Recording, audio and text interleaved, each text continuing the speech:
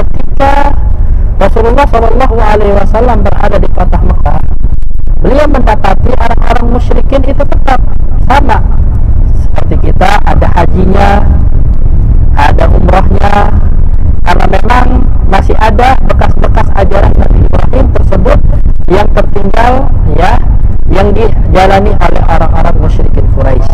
Di antaranya adalah ibadah haji. Orang-orang Quraisy itu melakukan ibadah haji, tapi ibadah hajinya berbeda dengan yang dilakukan oleh Nabi Ibrahim, ya, yang dilakukan oleh Nabi kita Muhammad Sallallahu Alaihi Wasallam. Kalau kita bertalbiyah apa? Labbaik Allahumma labbaik, labbaik ala syarika lak labbaik, ya. Kalau mereka enggak, talbiyahnya labbaik Allahumma labbaik, labbaik ala syarika lak labbaik, illa syarikan huwa lak tamlikuhu wa ma malak, ya.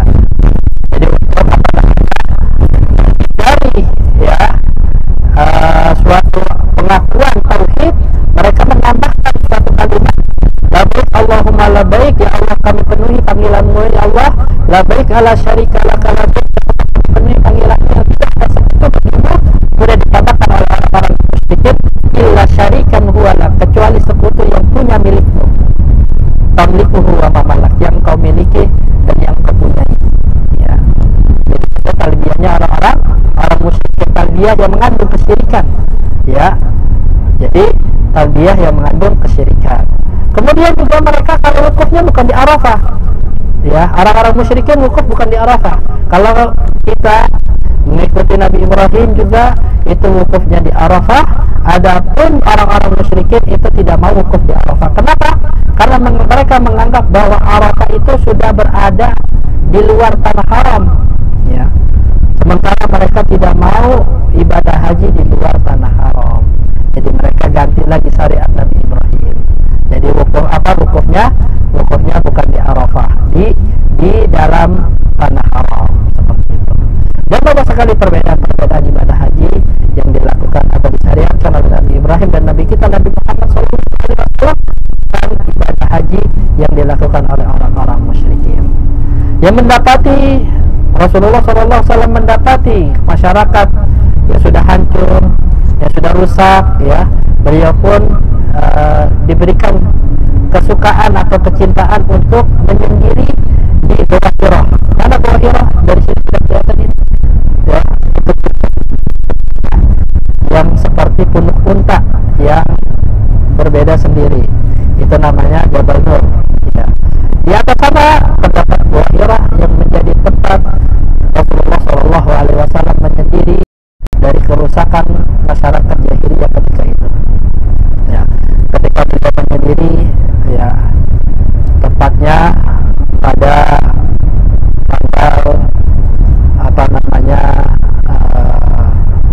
Ramadan, bulan Ramadan, beliau didatangi oleh sosok malaikat yang belum pernah dikenal sebelumnya.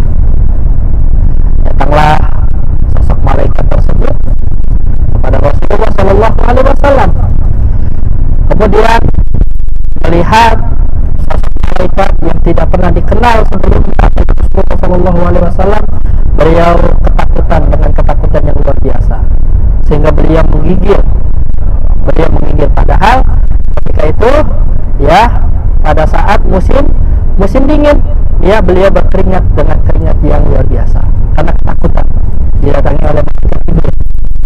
Dan ketika itu malaikat Jibril memerintahkan kepada Nabi kita di Gua Hira, ya Muhammad, Iqra, wahai Muhammad, bacalah.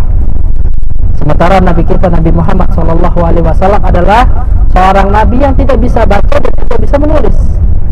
Beliau mengatakan, ma ana biqari, aku tidak bisa baca, aku tidak bisa menulis.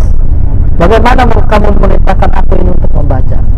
Ya, setelah itu Rasulullah pun dipeluk dengan kencang oleh malaikat Jibril tersebut, dipeluk erat hingga akhirnya dilepaskan lagi dan diperintahkan lagi, ya Muhammad, Iqra, wahai Muhammad, bacalah.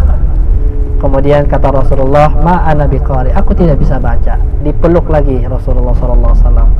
Ketiga kalinya beliau diperintahkan lagi Iqra. Rasulullah SAW mengatakan lagi ma ana biqari. Kemudian malaikat Jibril menyampaikan wahyu yang pertama kali surat Al-Alaq ayat 1 sampai 5. Iqra bismi rabbikal ladzi khalaq, khalaqal insana min 'alaq, Iqra wa rabbukal akram alladzi 'allama bil qalam 'allamal insana ma lam ya'lam. Yang artinya Iqra bismi rabbikal ladzi khalaq, bacalah dengan menyebut nama Tuhanmu yang telah menciptakanmu. Ya. Khalaqal insana min 'alaq, yang telah menciptakan manusia ya dari segumpal darah. Nah. Iqra wa rabbukal akram, bacalah dengan menyebut nama Tuhanmu yang maha mulia.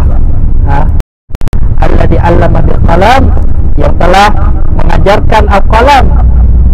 'Allamal insana ma lam ya'lam, yang telah mengajarkan kepada manusia yang belum diketahui sebelumnya.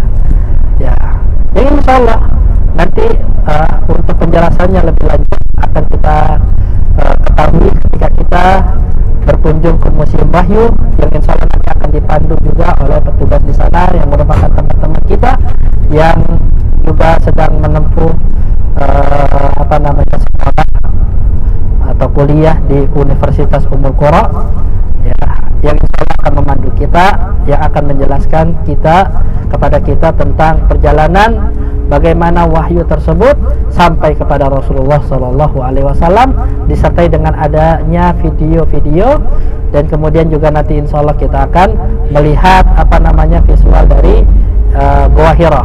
Jadi kita nggak perlu lagi ke Gua Hira naik-naik ke atas, cukup kita melihat replika dari Gua Hiranya yang ada di Museum Wahyunya sudah cukup insyaallah. Jadi perlu kita kalau mau dokumentasi di situ aja. Nanti biar kita sudah di Gua Hira, Gua Hiranya masih karo. Ya, insyaallah kita akan berkunjung ke Museum Wahyu, kita sudah dekat ya, kita persiapan untuk itu ya. Jadi perhatikan kepada para jamaah untuk bersama-sama kita masuk. Alhamdulillah sudah kita pesankan. Dan untuk Museum Wahyu ini selain dari Indonesia itu bayar sebenarnya, satu orang 20 riyal. Tapi alhamdulillah dari pihak Museum Wahyu memberikan keringanan kepada para jamaah haji dan jamaah umrah Indonesia ya untuk masuk secara gratis, tapi nanti diarahkan jamaah untuk belanja nanti di Museum Wahyu ya. Yang mana dari keuntungan belanja tersebut sebenarnya untuk juga ya. Ya diarahkan jamaah untuk belanja yang mau wakaf Al-Quran, yang mau belanja sajadah Raudhah, minyak wangi, di sana tersedia insyaallah tabaraka wa taala. Ya, kita akan masuk ke Museum Wahyu ini.